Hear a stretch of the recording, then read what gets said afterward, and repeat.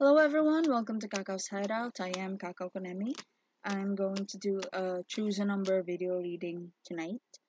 And this has been suggested by uh, Ate Merly Orit.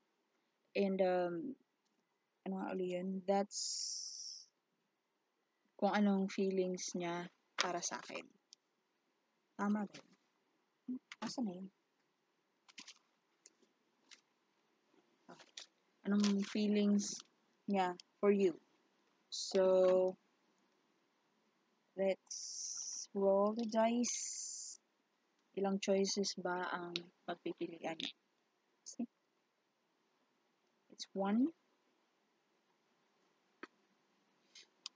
plus 5, so it's 6. Choose a number between 1 to 6.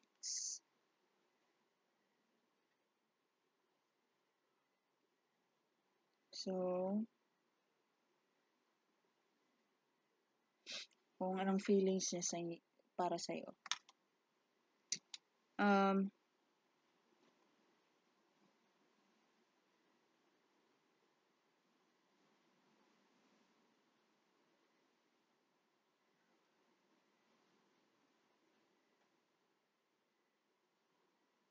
Okay. So, let's see. Sandali. I'll just take a new candle. Naubos na yung candle.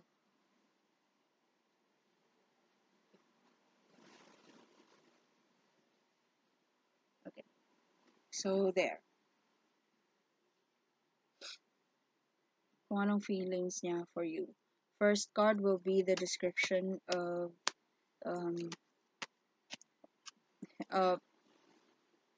his or her feelings for you.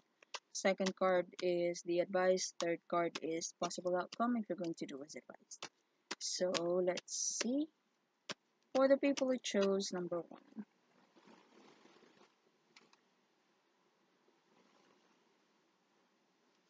Okay, for the people who chose number 1, anong feelings niya para sa'yo? Let's see. This card wants to come up. 10 of Wands. So, seems like, parang burden na napakawalan na. So, ito yung siguro,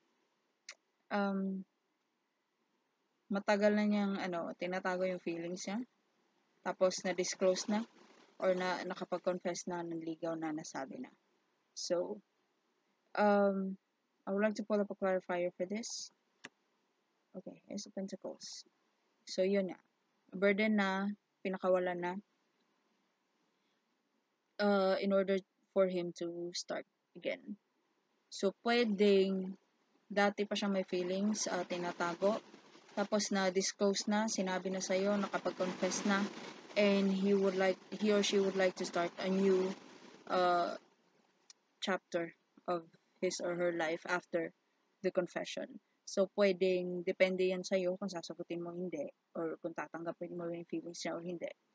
So, or pwede ring scenario 2, meron siyang pinagdaanan na mabigat dati, malaking problema.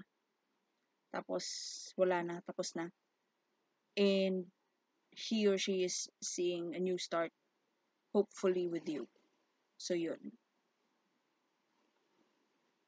Okay. So, let's see kung anong advice maganda mong gawin regarding this person. Okay. It's 9 of Wands reversed. So, ito loss. Yung parang pinahalagaan mo ng matagal, tapos nawala. So, if it's going to be an advice, probably, ina-advise ka ng baraha to prepare to lose something. Maybe the two of you are friends. Maybe the two of you have been, you know, buddies sa workplace, sa school. Then all of a sudden, may ganito. May confession. Tapos, maiinis ka kasi may mawawalang friendship, may mawawalang samahan. Kasi isusugal sa romantic, relationship. So that can be scenario 1. Or, maybe itong start after ng disclosure ng feelings, after ng attempt or offer to start anew with you.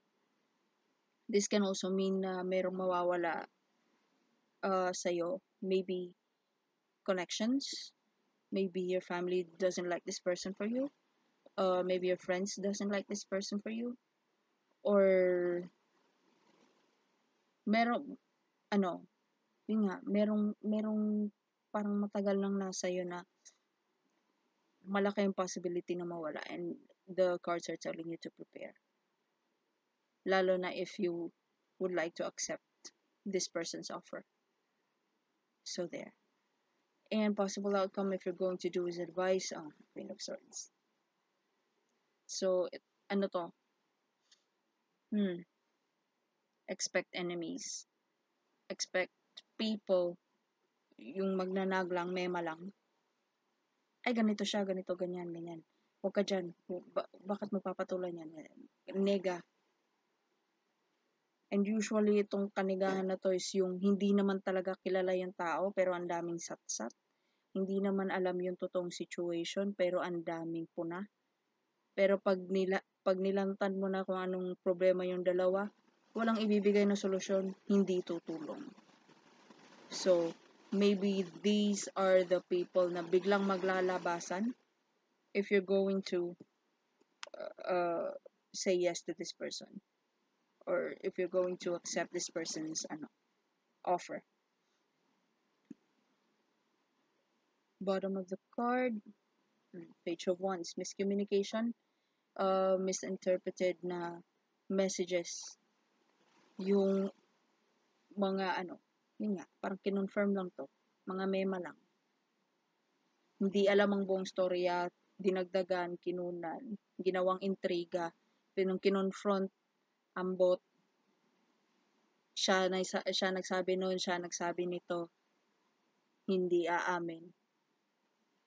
Tapos pag hiningan mo ng tulong, wala akong pakialam dyan. So prepare to maybe lose friendships, lose family members na favors from family members na ayaw sa taong to. Kasi ganito sila. Sarado isip nila. So there. That's for you, number 1. Now, let's proceed kay number 2.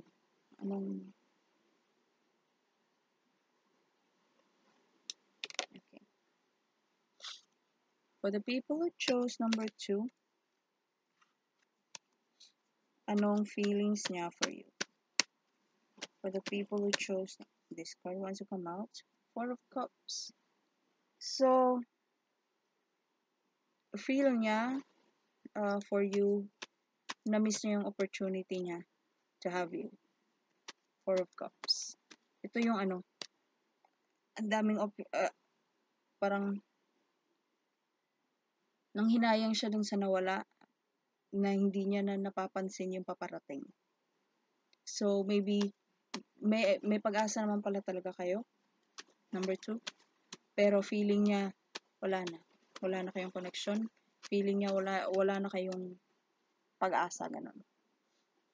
Let's see what you need to do about this person.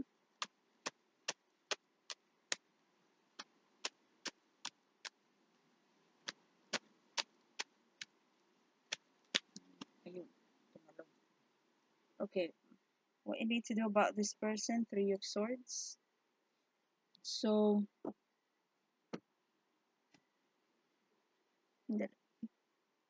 feeling niya dismissed na yung kaso nyo. Demandahan. feeling niya dismiss na yung situation, wala nang pag-asa, napakawalan na niya. Na-miss na niya yung opportunity. Pero hindi niya alam na mayroon pa palang chance. Pero dahil nga nakafocus siya sa panghihinayang, hindi niya nakikita yon.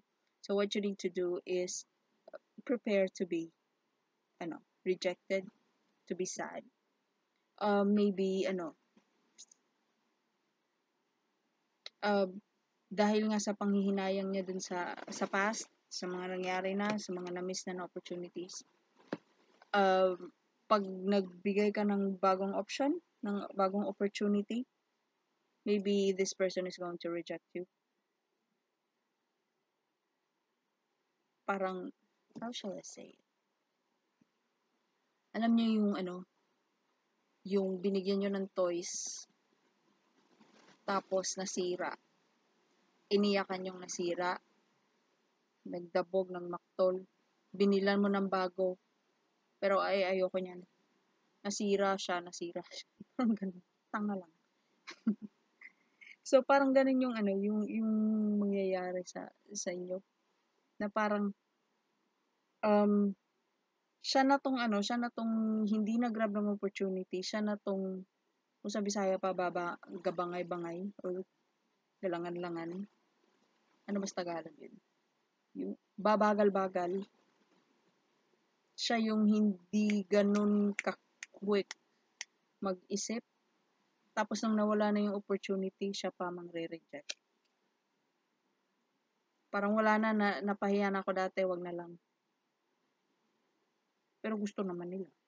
Parang, sira ulo to.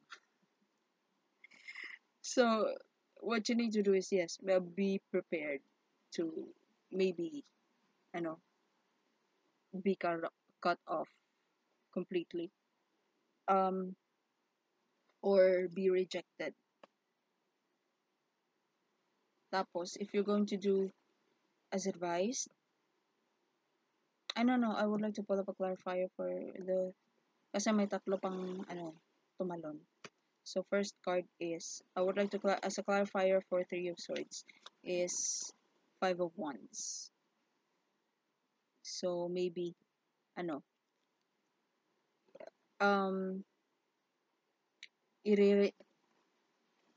rejection tapos challenges. Sandali.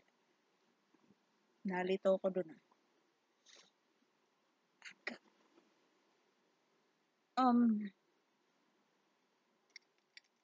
Four of Cups. Missed opportunity kasi tatanga-tanga. Babagal-bagal. Nagfo-focus sa panghinayang dun sa hindi naman niya pwedeng i-change, hindi naman niya pwedeng ibalik. Tapos, ang advice is Five of Wands. So, maybe, ang advice sa'yo is to be,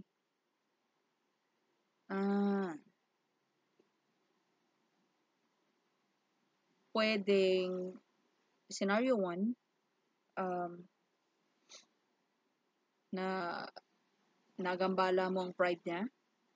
So, parang na-miss niya yung opportunity before. So, there's a possibility na i-reject ka niya. Kasi marami siyang option. Marami kang kakompetensya. Pwede rin, scenario 2, i-reject ka niya to challenge you kung interested ka ba sa kanya. Wow. Sarap bato pa nito. Parang, siya na yung yun nga, yung babagal-bagal. So, nawala yung opportunity. Tapos, nang nawala yung opportunity, parang, siguro, hindi matanggap ng pride niya na napakawalan niya yung opportunity. Tapos, mangre-reject siya para just to see kung mag-exert ka ba ng effort. Tanong, mag-exert ka ng effort. Okay ba rin? Anyway, so parang you have to prepare na kung gusto mo rin siya, si number 2, kung gusto mo rin tong taong to, prepare to be challenged by by this person through rejection. Yung parang, sige nga, susuyuin mo ba ako? Sige nga, bakla yata. Sige nga, mag-e-exert ka ba ng effort? Bibili mo ba ako ng flowers? Kakausapin mo ba ako? So, parang, anyway, if you're going to do this advice, the possible outcome is this, Knight of Swords. So, maybe merong magiging update sa situation nyo na kailangan mong mag-decide ng mabilisan. Parang hindi mo in-expect na, ay, ganun pala yung gagawin niya. So, kailangan mong kumpasan. Kailangan mong sakyan na walang matagalang pagpaplano, walang matagalang pag-a-analyze ng pros and cons ng situation. Kasi nangyayari na siya, kailangan mong mag-decide kaagad. And, yun, Knight of Pentacles.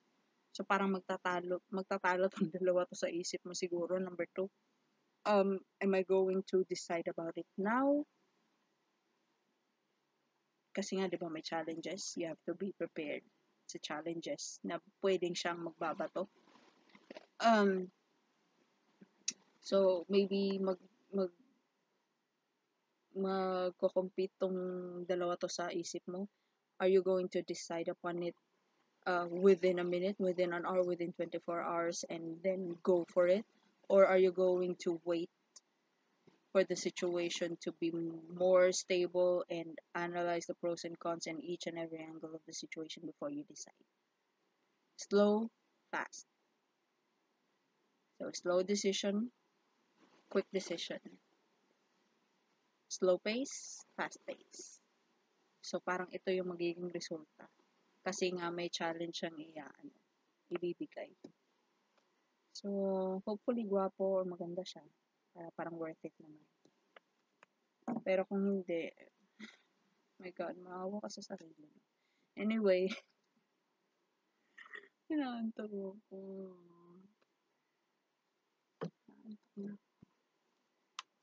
Dede mo na.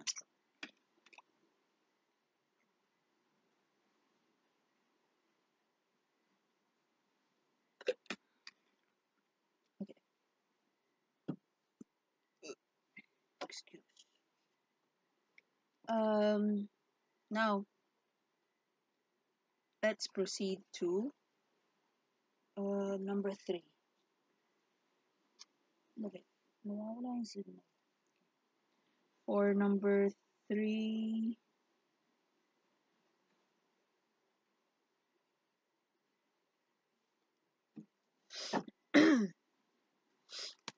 for the people who chose number 3, anong feelings, sandali, hindi pa ako tapos magtanong. Anong feelings niya for you, number 3? Yung feelings ng taong iniisip ni number 3 para kay number 3. 1, 2, 3. Ay! Kalahati ng deck tumalon. Ayokong maumagahan tayo. Wala.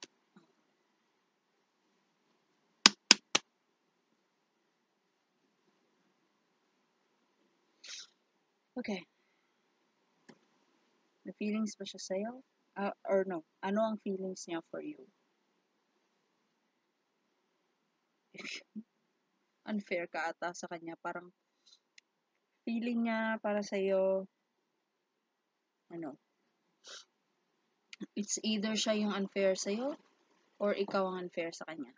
Take it however it resonates. General reading lang naman. I would like to pull up a clarifier for this. Bakit? Okay, 9 of Cups. Siguro may hiling siya na natupad. Tapos, parang may hiling siyang natupad, tapos maybe ito justice, 'di ba, may timbangan. Tinitimbang niya kung ano yung mas um tinitimbang niya yung dalawang bagay na to. So maybe meron siyang natupad na wish, na nagdadalawang isip siya, ipo-pursue ba niya tong nangyayari niyang wish or tong natutupad niyang wish, or ikaw. So parang ang nasisense ko, ang karibal mo dito, maybe career choice or decision to relocate perhaps, change companies, parang ganun. Ayaw niya kasing maging unfair. So, that's what I'm sensing. Siguro gusto niya mag-abroad dati pa, tapos nung hindi pa kayo, or nung wala ka pa sa situation niya, then all of a sudden pwede na siyang umalis. Tapos parang, sandali, andito si number 3 eh. Ano ba? Si number 3 ba or itong wish ko? Parang ganun yung feeling niya for you. Parang hindi niya parang second choice ka sa isang situation na pinagpipilian niya kung ano o sino ba pipiliin niya. So, let me see. Anong kailangan mong gawin about this? Not. Ang dami yan. Nahulog. Wala, nahulog. Log. Ma. Ha? Manaog na lang ko.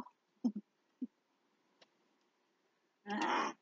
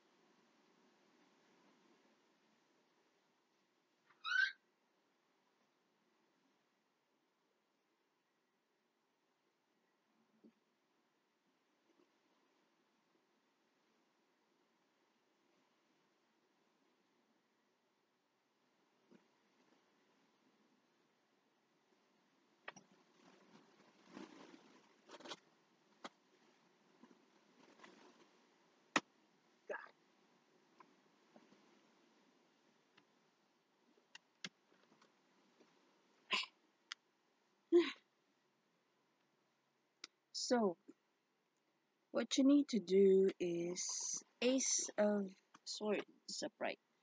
Clarify things. Be honest. Communicate clearly. Start something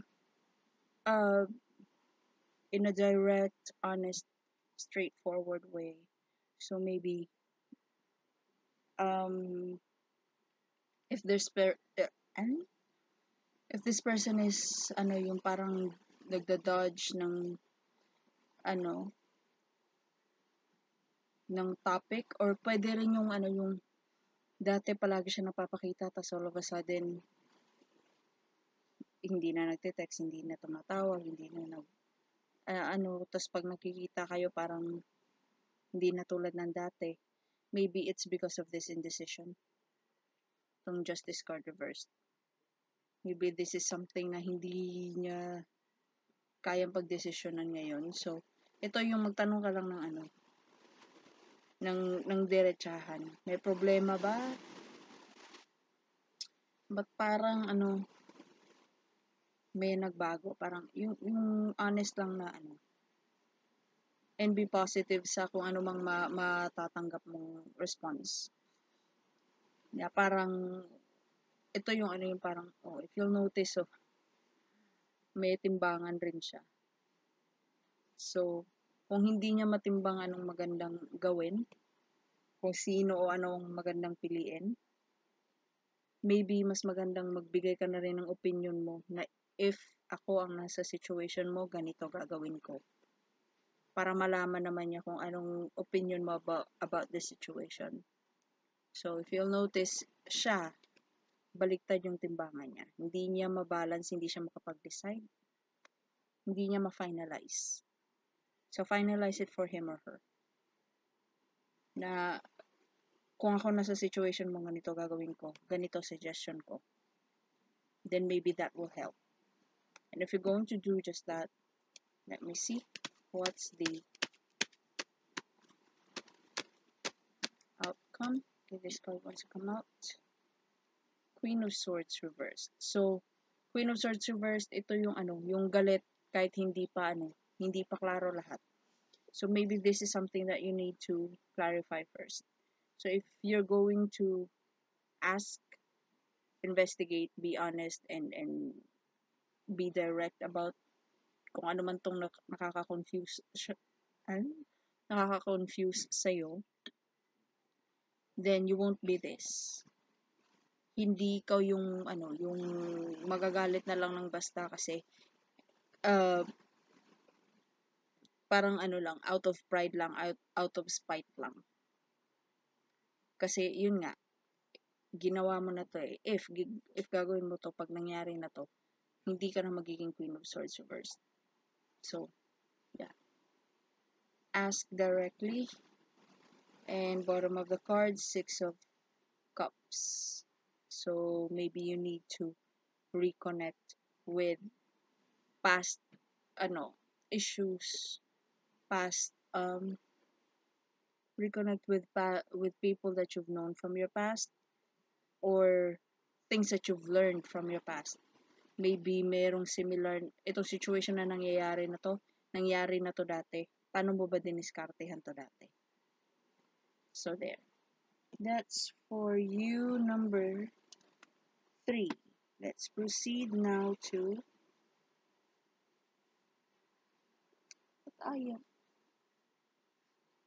Let's proceed now to number 4. Okay, for number 4, ano ba ang feelings niya for you, number 4?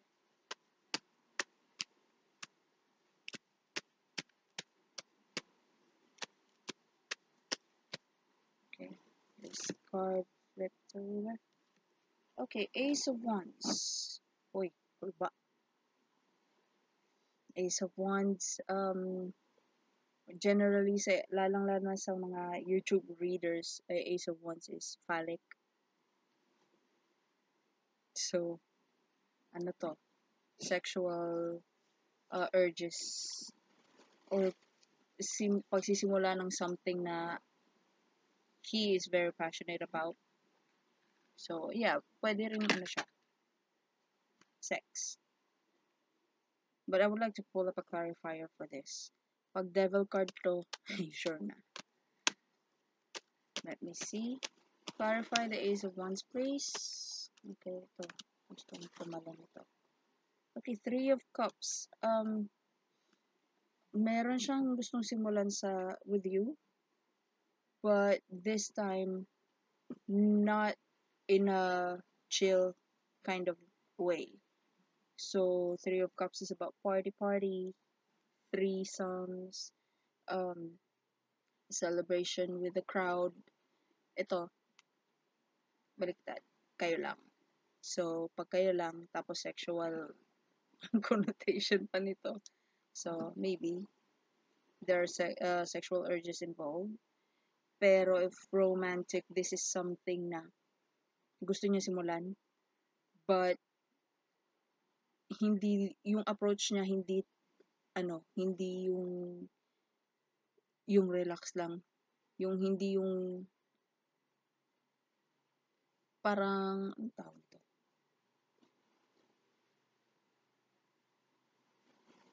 Yung, ano tawag ito? pagka upright kasi yung parang mag mag ano magko-commit ako to celebrate something. Pero ito magko-commit ako pero not necessarily na to celebrate or parang magko-commit lang ako kasi magko-commit ako. Ganun. In a way parang kung ito merong kang approach sa romance, itong iniisip mong tao. Kung dati siya, player siya. Yung relationship niya pa party-party lang, chill lang, relax lang. Kung maglalast, kung hindi, hanap ng iba. No worries. Kasi celebration party, no worries. Pero pag ganito, ito yung talagang tututukan na kailangan maglast to, kailangan pag nag-commit ako, ito na yon. So, there's a big possibility na ito yung gusto niya simulan. So, pero meron ding ibang interpretation ng Three of Cups. Ang Three of Cups is celebration, wedding, wedding ceremony, binyag, birthday, everything. So, in a way, parang,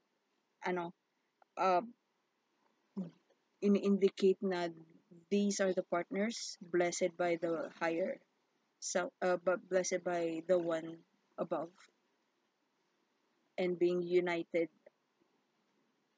hindi tiki-tiki. Being united for union, parang lang, yun nga, yung kasal. Yung parang Diyos, tas kayong dalawa. Or parang family and friends society or the whole world witnessing the union yung dalawa. Parang ganun yung interpretation. Tapos pagbaliktad, it's something na walang commitment. So take it however it resonates. Pero ang sa akin personally, nung pagkakita ko nito, yung first na interpretation pumasok sa kokote ko. So there's a possibility na dati kung may napupusuan siya, may gusto siyang simulan na relationship with someone, it's something na kung maglalas, kung hindi, edi hindi, hanap tayo ng iba. Ganon yung approach. Party-party lang, no worries. Pero nung baliktad kasi siyang so parang ito yung hindi ko na ite-take for granted yung connection, hindi na ako yung magre-relax lang, hindi na ako yung bahala na kung mag-work, magtatagal or hindi, kasi sisiguraduhin kong mag-work. Sisiguraduhin kong yung commitment magtatagal. Yun yung pagkakabasa ko kanina. So, take it however it resonates. Let's see. Ano magandang gawin? Regarding this person. Two of Wands. So, consider the pros and cons. So, if you'll notice, first card is Ace of Wands, isang Wands. Second is 2. So, maybe you would like to consider, upgrading the connection, leveling up. Yung siguro, if you're very dismissive sa offer ni kung sino man tong iniisip mo, number 4, this is an indication that maybe you need to look into the pros and cons of the connection. Baka negative lang ang nakikita mo about this person. Try to look into the positive qualities of the person. Look into both sides of the story, both sides of the situation, both parts of the personality ng tao. Huwag yung isa lang. And if you're going to do just that, ang magiging resulta is this card wants to come up. Okay.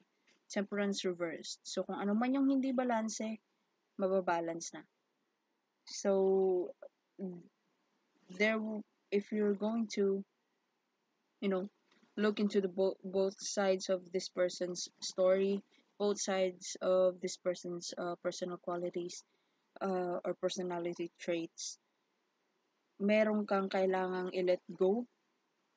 Maybe impression, maybe mentality about this connection, about the connection with this person or about this person as a whole, na kailangan mo ng parang mako-confirm mo kung totoo ba o hindi, papaniwalaan mo ba hindi, yung hindi mo mapapaniwalaan, yung hindi naman relevant sa kanya, let go mo na. Yun ang magiging resulta. And bottom of the card is Six of Pentacles. So, yun, parang temperance. Both are give and take. Give and take, balance. So, may malalaman ka na, magko-confirm sa'yo na, ay, hindi ko pala alam lahat ng tungkol sa taong to. Hindi ko pala alam yung B-side ng story niya. Hindi ko pa pala alam yung nangyari dati kung bakit siya naging ganito ngayon. Ang focus ko lang pala is yung negativity niya. So, ngayon alam ko na kung ano yung maganda sa kanya. So, there. That's for you, number 4. Now, let's proceed to number 5. Okay, for the people who chose number 5, ano ang feelings niya for you, number 5? Okay, this card wants to come up. Okay, feeling niya sa'yo, 9 of Wands reversed. So, feeling niya na, nawala ka na sa kanya, or nawawalan na kayo ng connection, or you're a loss. Yung parang siguro hindi na kayo co-communicate ngayon, hindi na kayo connected in any way. So, yun. Loss ang tingin niya sa'yo. Ang feeling niya, nawala ka sa kanya, or parang pinanghihinayangan niya na nawala ka sa kanya. And what you need to do about it is Two of Swords. Be clear. Would you like to reconnect with this person? Would you like to have another try or another start with this person? Clarifier is the Queen of Pentacles. Be practical about it. Would you like to nurture your indecision? Would you like to nurture your connection with this person, or hindi na?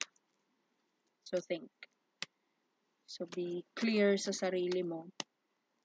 Ano ba yung malaki pakinabang sa'yo, or ano ba yung makakatulong sa personal growth mo? Is it to reconnect with this person or no? Parang ganon. And after you're going to decide, okay, possible outcome, 9 of Cups, fulfillment of a wish.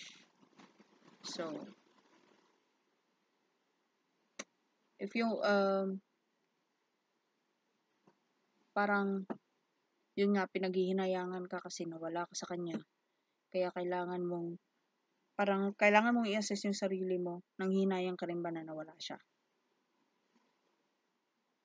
And if, after finding out how you feel about the connection, or how you feel about losing this person, then fulfillment of a wish will come after that. I would like to pull up a clarifier for yun, tumalon. Ano tong 9 of Cups? Ano tong wish na to? 10 of Wands. So parang matatackle na yung issue about sa isang bagay na tinitiis lang. So maybe you still want to reconnect with this person, pero hindi mo alam kung ganun rin ba yung gusto niya. But this card is indicating na yes, nanghihinayang siya na nawala ka. So maybe you would like to reconnect with this person. Bottom of the card, the World. So if you're going to reconnect with this person, and if you think na reconnecting with this person is a wish fulfilled, then maybe yung World card is going to be it's what's going to happen, yung transition na situation mo with this person for something better. Parang ano, magta-transform, parang from chapter 1 magche-change na into chapter 2. Yun. That's for you, number 5. And now let's proceed to number 6. For the people who chose number 6, ano ang feelings niya for you? For the people who chose number 6, anong feelings niya for you? Okay. These cards want to come up. Feeling niya for you, 8 of Pentacles, your hard work. Bakit? Your hard work. Clarifying this is Strength reversed. So, ano to? Dalawa kasi silang tumalon eh. Ano to? Mataas ang standards mo? Kaya, this is something na tingin nila hindi nila kaya. Na kailangan nilang pagpaguran. Pwede ring, well, strength reversed. I always think of the lion as the society as a whole, telling you what to do, telling you their expectation, motivating you to meet a specific standard, perhaps, or you come up based on what is expected of you. Yun ang view ko sa lion. So, strength card is, diplomatically, you're shutting them up. Kasi, you know what you want for yourself and you know what makes you happy. Pero baliktad. So, there's a possibility na hindi niya kaya na i-defy yung expectation ng maybe family, friends, ng society as a whole. Kaya, hard work ka para sa kanila. So, whoever you're thinking of, number 6, this may be a person na ina-uphold nila masyado yung opinion ng maybe parents, relatives, family, friends, social circle. It's either feeling nila hindi nila mamimit yung standards mo, maybe they think na mataas yung standards mo, or baliktad. Or maybe hindi nila tingin nila hindi ka katanggap-tanggap sa social circle or family circle nila. So that's how he feels. So it's either siya yung may inferiority complex, if that's correct. Yung yung parang malaki awa sa sarili, swak ba ako sa kanila, mayaman sila, mahirap ako, parang ganon. It's either ganon, or ikaw yung parang in a way nilulook down ka na gusto ko tong taong to pero parang mukhang hindi magugustuhan ni mama, hindi magugustuhan ng mga cousins ko, hindi magugustuhan ng mga kaibigan ko, baka tumaas ang kilay ng mga auntie ko, but saan niya napulot yan? Parang ganon. So, take it however it resonates. That's those are the possibilities. So what you're going to do about this, number 6?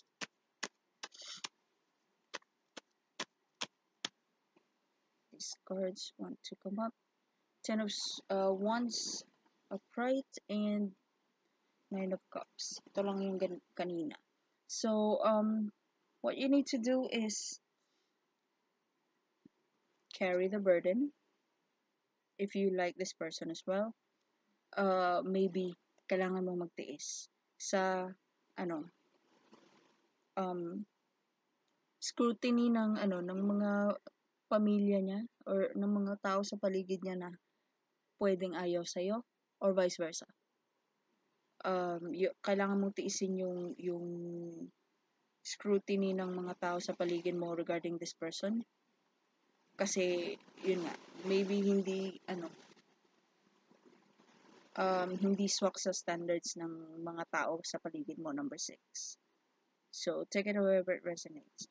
You need to carry the burden if you wish for this connection to uh, to progress. Parang, make up your mind. Gusto mo ba talaga tong taong to? So, maybe this is someone na hindi gusto ng mga tao sa paligid mo. Or pwedeng ikaw ang hindi gusto ng mga tao sa paligid niya. So, if you really want this relationship, this partnership, this connection with this person, if having a connection with him or her is a fulfillment of a wish for you, tiisin mo yung bigat. Tiisin mo yung burden, yung expectation sa'yo. And if you're going to do just that, possible outcome, yun. Matatackle yung lack of confidence. So maybe right now, hindi ka confident sa sarili mo. Parang maybe dealing with this person will boost more confidence on your part. O pwede ring through your encouragement, if siya tong hindi confident, then you'll boost his or her confidence if you're going to do his advice. Tapos merong mga past issues na or past connections na parang ma-rekindle. Bagong simula. Tapos merong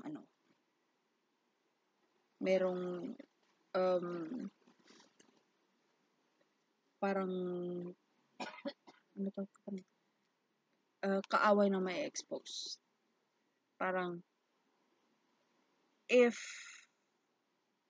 ikaw tong parang high ang standards or tingin niya high ang standards, malalaman if you're going to pursue the connection, the relationship, or the partnership, there's a big possibility na malalaman kung sino tong ayaw at gagawa ng paraan para maputol ang ugnayan, at malalaman rin kung sino tong hindi confident sa connection, at mabibigyan ng solution how to boost that person's confidence.